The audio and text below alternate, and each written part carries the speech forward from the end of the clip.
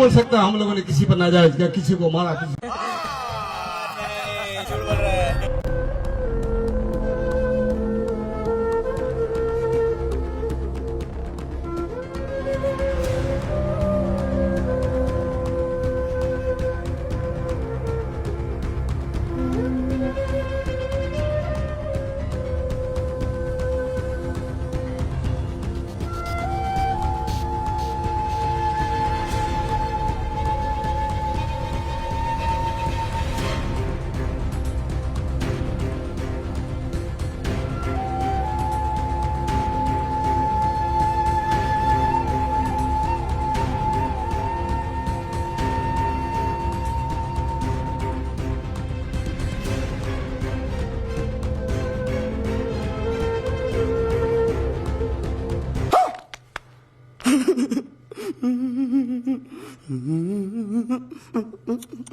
तो होगा मेरा। नमस्कार मेरे बारसोई वासियों, आज मैं आपके सामने सिर्फ एक भाषण देने नहीं आया हूं, बल्कि एक चीख लेकर आया हूं उस कड़वी सच्चाई के साथ जो सालों से हमसे छिपाई गई है।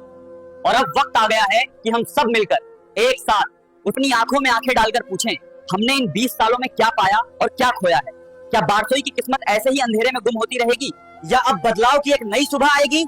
महबूब आलम ये कोई नेता नहीं है, ये तो बस एक डर की कहानी है। 1994 से लेकर आज तक आप सबको पता है उन पर हत्या, दंगा, अवैध हथियार रखने और मारपीट जैसे गंभीर आपराधिक मामले दर्ज हैं। जरा सोचिए, अगर हम में से किसी आम ईमानदार नागरिक पर ऐसे आरोप होते तो क्या हमें समाज में सम्मान मिलता? क्या हमें अपने बच्चों के स्कूल में एक साधारण शिक्षक की नौकरी भी मिल पाती? बिल्कुल नहीं। लेकिन आपने इन्हें विधायक बनाया बार बार। ये सिर्फ वोटों की मजबूरी नहीं है भाइयों बहनों, ये हमारे पूरे लोकतंत्र का अपमान है। ये जब एक अपराधी व्यक्ति हमारी विधानसभा में जाकर बैठ जाता है तो जानते हैं क्या होता है? कानून का डर पूरी तरह से खत्म हो जाता है। तो आम जनता आज भी अपराध से भयभीत रहती है, लेकिन वो अपराधी सत्ता के गलियारों में बैठकर बेशर्मी से मुस्कुराता है। और जब हम जैसा कोई नागरिक सोशल मीडिया पर अपने हक के लिए एक छोटा सा सवाल भी पूछता है तो जवाब में क्या मिलता है? सीधे धमकी, बैक, जेल का हवा खिला देंगे। क्या यही हमारा लोकतंत्र है? क्या जनता को सवाल पूछने का भी हक नहीं है? ये एक डर का माहौल है, और यही डर ही महबूब आलम की राजनीति की असली पूंजी है। अब आपको जानना जरूरी है कि महबूब आलम पर सिर्फ एक दो केस नहीं है, दर्जनों गंभीर आपराधिक मामले दर्ज हैं। हत्या, हत्या का प्रयास, दंगा, सरकारी काम में बाधा जैसी संगीन धाराएं लगी हों। क्या हम उसे अपने बच्चों का भविष्य तय करने देंगे? क्या ऐसे व्यक्ति के हाथों में हम बारसोई की बागडोर दोबारा सौंप सकते हैं? सोचिए। और सबसे दुखद बात जानते हैं क्या है? इतने गंभीर मामले होने के बावजूद उन्हें बार बार पार्टी से टिकट मिला, बार बार जनता ने उन्हें चुना। और अब बात करते हैं सबसे जरूरी मुद्दे की, भाई हमारी शिक्षा। बारसोई का बच्चा स्कूल तो जाता है, लेकिन क्या उसे वहाँ सच्ची शिक्षा मिलती है? नहीं, उसे बस हाजिरी मिलती है। कक्षाओं में न बेंच है, न पर्याप्त किताबें हैं, न ही योग्य शिक्षक हैं। डिजिटल इंडिया की बातें हम सुनते हैं, लेकिन हमारे स्कूलों से तो ब्लैक बोर्ड तक गायब है। बच्चे स्कूल आते हैं सिर्फ हाजिरी लगाने और मिड डे मील खाने के लिए। क्या यही शिक्षा है जो हम अपने बच्चों को देना चाहते हैं? क्या यही है हमारा भविष्य? आज पटना, दिल्ली या किसी भी बड़े शहर में देखिए, वहाँ के बच्चे स्मार्ट क्लास में पढ़ाई करते हैं, कंप्यूटर चलाना सीखते हैं और अंग्रेजी में आत्मविश्वास से बहस करते हैं। और हमारे बारसोई के बच्चे, वे आज भी पुरानी स्लेट से आगे नहीं बढ़ पाए हैं। क्या ये न्याय है? महबूब आलम ने अपने 20 साल के कार्यकाल में एक भी ऐसा स्कूल नहीं बनवाया जिसके बारे में हम गर्व से कह सकें कि हाँ, यहाँ से हमारे बच्चे पढ़कर अपना भविष्य बना रहे हैं। न स्मार्ट क्लास, न डिजिटल क्लास, न कंप्यूटर लैब, न अंग्रेजी शिक्षक, न लाइब्रेरी, न खेल की कोई सुविधा, कोई करियर गाइडेंस नहीं। अब सोचिए, आपके बच्चे बड़े होकर क्या बनेंगे? क्या वे मजदूर बनेंगे? क्या उन्हें अपना घर बार छोड़कर दूसरे शहरों में पलायन करना पड़ेगा? इस पर विचार कीजिए। तो चलिए अब जरा और गहराई से समझते हैं कि शिक्षा क्यों जरूरी है और कैसे इसके अभाव ने बारसोई जैसे इलाकों को पीछे धकेल दिया है। आज के समय में जब पूरी दुनिया तेजी से आगे बढ़ रही है, हर गांव, हर शहर तकनीक और डिजिटल शिक्षा से जुड़ चुका है, तब भी बारसोई जैसे क्षेत्र पिछड़े हुए हैं। दिल्ली, बेंगलोर, मुंबई, पुणे, चेन्नई जैसे शहरों के बच्चे artificial intelligence, machine learning, coding और डिजिटल मार्केटिंग जैसी चीजें सीख रहे हैं। वहीं हमारे बच्चे आज भी एक अदद ब्लैक बोर्ड और टूटी मेज के सहारे भविष्य की लड़ाई लड़ रहे हैं। क्या आपने कभी सोचा है कि आखिर क्यों हमारे गाँवों में आज तक कंप्यूटर नहीं पहुंचा? क्यों आज तक किसी स्कूल में इंटरनेट नहीं चला? क्यों आज भी हमारे बच्चे अंग्रेजी बोलने से डरते हैं? और इन सवालों का जवाब जब हम एमएलए से मांगते हैं तो कुछ लोग बोलते हैं भाई सरकार ने कुछ नहीं किया। अब मैं पूछता हूँ, सरकार चुनता कौन है? क्या मैंने सरकार को सीधे वोट दिया? नहीं, मैंने वोट दिया एमएलए को, एमपी को। तो जब गांव का बच्चा बर्बाद हो रहा है, जब स्कूल में एक भी कंप्यूटर नहीं है, जब कोई शिक्षक नहीं है, तब मैं सरकार से क्यों सवाल करूं? मैं सवाल करूंगा उसी से जिसे मैंने वोट दिया है। स्कूल जहां बच्चा गर्व से कहे कि मैं यहाँ पढ़ता हूँ। अब बताइए, क्या हम फिर से उसी आदमी को वोट देंगे जो हमें? महबूब आलम 20 साल से विधायक हैं, लेकिन एक बार भी उन्होंने शिक्षा को प्राथमिकता नहीं दी। न कोई स्मार्ट क्लास खोला, न कोई डिजिटल लैब, न कोई स्किल सेंटर। जो हमें भाषण तो देता है, लेकिन कभी स्कूल की हालत देखने नहीं आता। शिक्षा सिर्फ किताबें पढ़ना नहीं है। आज की शिक्षा वो है जो बच्चों हमें हर एक बच्चे को सिर्फ डिग्री नहीं बल्कि कौशल भी देना होगा, उन्हें आज के जमाने के हिसाब से तैयार करना होगा, तभी बारसोई का भविष्य उज्जवल होगा, तभी हमारा। तो आप उम्मीद कैसे करते हैं कि यहाँ का नौजवान आज के आधुनिक भारत में किसी मल्टीनेशनल कंपनी में नौकरी पाएगा? कैसे वो अपना भविष्य संवारेगा? और इसका जिम्मेदार कौन? वही नेता जिसे हमने अपना प्रतिनिधि चुना, वही एमएलए जिसे हर बार भावनाओं में बहकर जिताया। अब बारसोई के लोगों को समझना होगा, शिक्षा सिर्फ मिड डे मील नहीं है, शिक्षा वो ताकत है जो गांव को बदल सकती है। अगर हमारे गांव में सही शिक्षा होती तो आज कोई बच्चा बाहर जाके मजदूरी नहीं करता, कोई लड़की कम उम्र में शादी के लिए मजबूर नहीं होती, कोई नौजवान अपराध की तरफ नहीं जाता, कोई पढ़ा लिखा लड़का बेरोजगार नहीं बैठा होता। But what is the reality today? 90% of Barsa's graduate youth are unemployed. Even after completing their studies, they don't get any jobs. क्योंकि उनके पास वो स्किल्स नहीं है जो बाहर की दुनिया मांगती है। क्या कभी हमारे एमएलए ने इन युवाओं के लिए कोई स्किल सेंटर खोला? क्या कभी कोई प्रतियोगी परीक्षा के लिए निःशुल्क कोचिंग शुरू की? क्या कभी कोई लाइब्रेरी, कोई डिजिटल लैब, कोई ई लर्निंग सेंटर बनवाया? तुमने क्या किया? तुम्हारे 20 साल के राज में एक भी ऐसा स्कूल क्यों नहीं बना जहां बच्चा इंग्लिश में इंटरव्यू की तैयारी कर सके? वो क्यों बारसोई का नाम आज भी सिर्फ गरीबी, पिछड़ेपन और बेरोजगारी से जुड़ा है?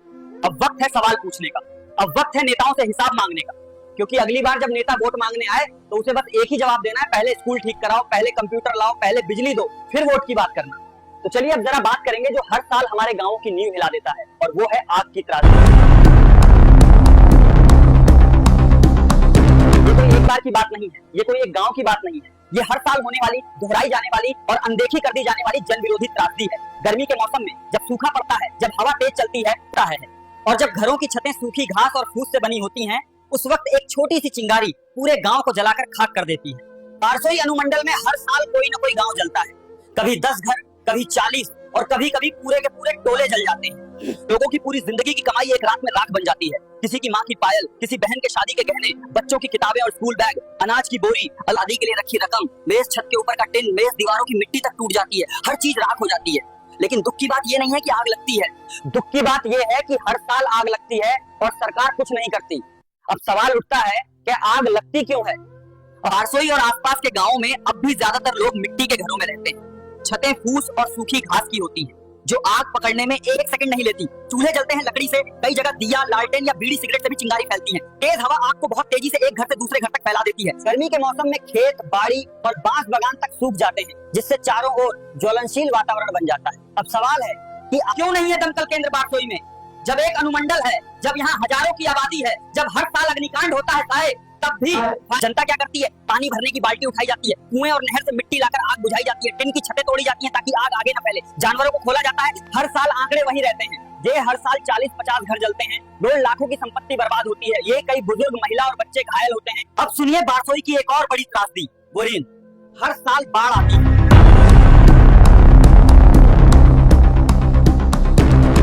खेत डूब जाते हैं, घरों में पानी घुस जाता है और गरीब का पूरा घर, उसके जरूरी कागजात, बच्चों की किताबें, यहाँ तक कि उसका राशन भी बह जाता है। बाढ़ के पानी से सिर्फ खेत नहीं डूबते, हमारे लोगों के सपने डूब जाते हैं। बच्चा स्कूल जाने के लिए तैयार होता है, लेकिन स्कूल तक जाने का रास्ता ही नहीं बचता। ऐसे में पढ़ाई कैसे होगी? लेकिन 20 साल में महबूब आलम ने एक भी बाढ़ रोकने वाली योजना नहीं बनाई, न तटबंध मजबूत किए गए, न जल निकासी की कोई व्यवस्था की गई। हर साल बाढ़ आती है और हर साल गरीब फिर से शून्य से शुरुआत करने को मजबूर होता है। लेकिन विधायक साहब की राजनीति बहती बाढ़ से कभी नहीं डगमगाई, उनके लिए सब। बिजली की बात करें तो उससे भी बड़ा मजाक हो रहा है। गांव में 11,000 वोल्ट के हाई टेंशन तार खंभों पर लगे हुए तो हैं, लेकिन उनमें करंट नहीं है। तार भी है, खंभा भी है, लेकिन बिजली नहीं। महीने में 10 दिन भी बिजली ठीक से नहीं आती, और जब आती भी है तो वोल्टेज इतना कम होता है कि मोबाइल तक चार्ज नहीं होता, पंखा नहीं चलता, फ्रिज बंद रहता है। ये कैसा विकास है? कई बार तो लोग कहते हैं कि उस इलारन के लाइन को छू भी लो तो झटका नहीं लगेगा, क्योंकि करंट का वोल्टेज इतना कम है। ये व्यवस्था सिर्फ दिखावे की है, असली बिजली शहर जाती है और हमारा गांव सिर्फ खंबे देखता रह जाता है। अब भ्रष्टाचार की बात करें तो भाइयों बहनों, अगर गिनना शुरू करें तो शायद दिन खत्म हो जाएगा और भ्रष्टाचार की सूची खत्म नहीं होगी। राशन कार्ड बनवाने से लेकर बाढ़ राहत तक हर योजना में लूट हुई है, हर गरीब को ठगा गया है। पंचायत में जो पैसा स्कूल और नाली के निर्माण के लिए आया, वो सारा का सारा कमीशन खोरी की भेंट चढ़ गया, ताकि गरीब को हमेशा गरीब रखा जाए और उसे डर में जीने को मजबूर किया जाए। तो अब सोचिए, क्या 2025 में आप फिर वही गलती दोहराएंगे? क्या आप उस व्यक्ति को फिर से वोट देंगे जिसने आपके बच्चों की शिक्षा छीनी, जिसने आपकी बहनों की सेहत को खतरे में डाला और जिसने आपके गांव की तरक्की रोक दी? अगर आपने अब भी बदलाव के लिए आवाज नहीं उठाई तो अगली पीढ़ी ना आपको माफ करेगी, वे आपसे पूछेंगे आपने हमारे लिए क्या छोड़ा, और तब आपके पास कोई जवाब नहीं होगा। अब वोट सिर्फ जाति या धर्म के नाम पर नहीं होना चाहिए। अब वोट स्कूल, अस्पताल और हमारे बच्चों के उज्जवल भविष्य के नाम पर होना चाहिए। मैं एक एआई मॉडल हूँ, सच मेरी भाषा है। ये सिर्फ 15% है, 100% सामने आया तो हलचल मच जाएगी। ओसामा को